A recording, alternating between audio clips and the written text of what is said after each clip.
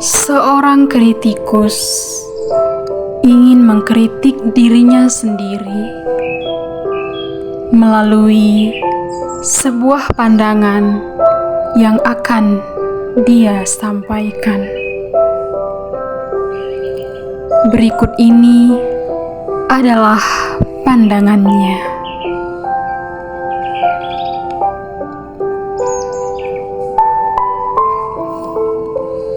Suara hati untuk kehidupan.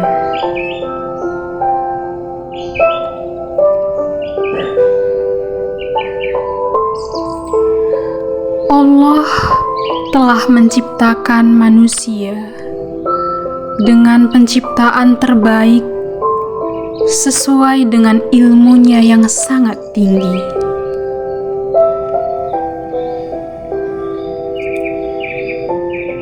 Ketinggian ilmunya tak mampu dijangkau oleh seorang manusia pun. Manusia hanya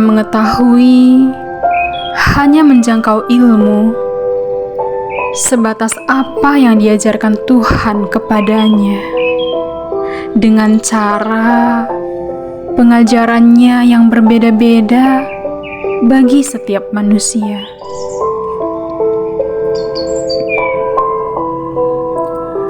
Pengetahuan manusia itu serba terbatas. Bahkan ia tidak berkuasa untuk mengingat semua apa-apa yang telah diajarkan kepadanya. Manusia memiliki sifat lupa, dan dia tidak mampu mengatur kinerja akalnya sendiri. Proses akal yang bekerja di luar kuasanya. Dan bagaimana mungkin ia akan mampu menguasai dirinya sendiri? Tidak. Manusia itu tidak mampu menguasai dirinya sendiri. Dialah yang sesungguhnya dikuasai. Maka ia berbuat sesuai dengan apa yang dikuasakan kepadanya. Akan tetapi, manusia tidak sadar kalau dia adalah seorang yang menghambakan diri kepada yang menguasainya. Karena ia menganggap dirinya telah berkuasa untuk dirinya sendiri, untuk hidupnya sendiri, dan memandang manusia lain juga harus melakukan hal yang sedemikian untuk mewujudkan kebahagiaan dan kehidupan yang dicita-citakannya. Padahal apa yang ia usahakan tak pernah membahagiakannya dan tak mencapai impian hidupnya. Tapi ia tak menyadari kesalahannya dan terus-menerus menjalani kehidupan dengan seperti itu. Dan sampai umurnya yang menjelang pada apa yang ditakuti, kehidupan tidak memberikan kualitas-kualitas yang bermanfaat bagi generasinya. Sedangkan ia semakin bergantung kepada yang lain karena kelemahannya yang makin lemah.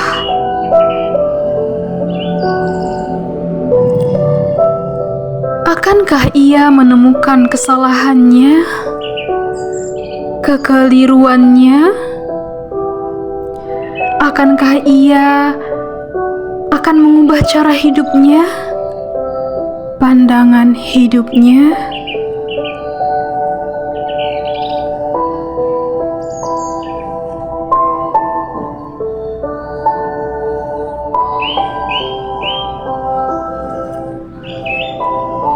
pandangan hidup menjadi akar yang akan menumbuhkan pohon kehidupan. Akan menjadi pohon kehidupan yang berbuah baik, ataukah menjadi berbuah buruk?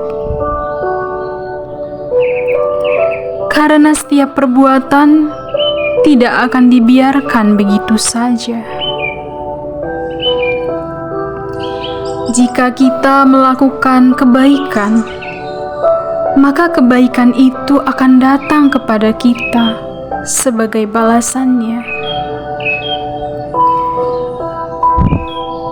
Jika kita melakukan kejahatan, maka hal yang sama akan datang dalam kehidupan kita sebagai balasannya, dan sekaligus sebagai pelajaran bagi siapa saja yang mau mengambil pelajarannya untuk melakukan suatu perbaikan.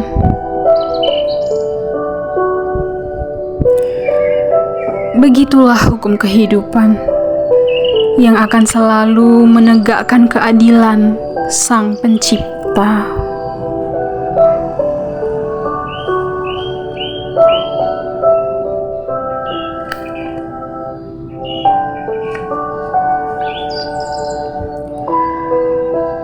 Bermula dari pandangan hidup, bermula dari tujuan hidup yang membawa fokus pikirannya pada apa-apa yang sudah mendasari keyakinannya,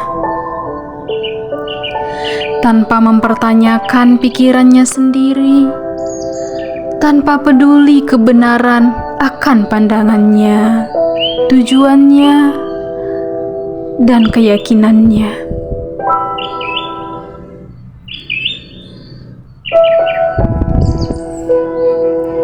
Maka dijalanilah kehidupan itu seperti kebiasaan dalam lingkungannya, dengan menganut ajaran-ajaran yang disampaikan kepadanya, sampai kebiasaan itu diajarkan kembali kepada generasinya.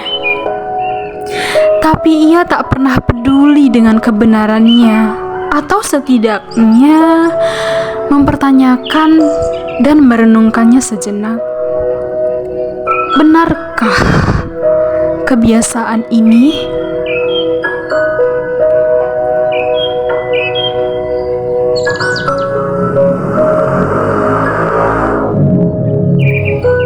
Kebiasaan yang dijalani dengan keteraturan belum tentu suatu kebenaran yang layak untuk dilakukan.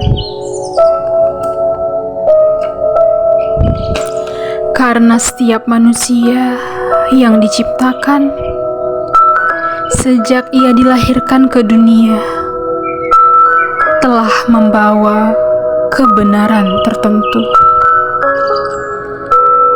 Tapi aturan-aturan yang ada di sekitarnya mengikatnya, sehingga menutupi kebenaran yang dia telah bawa.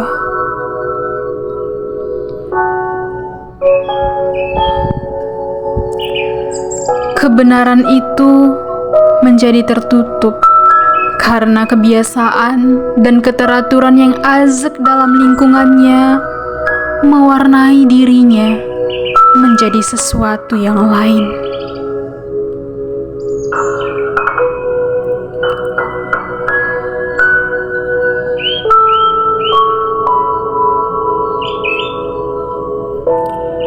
Demikianlah di antara manusia yang menganggap baik apa yang telah diperbuatnya.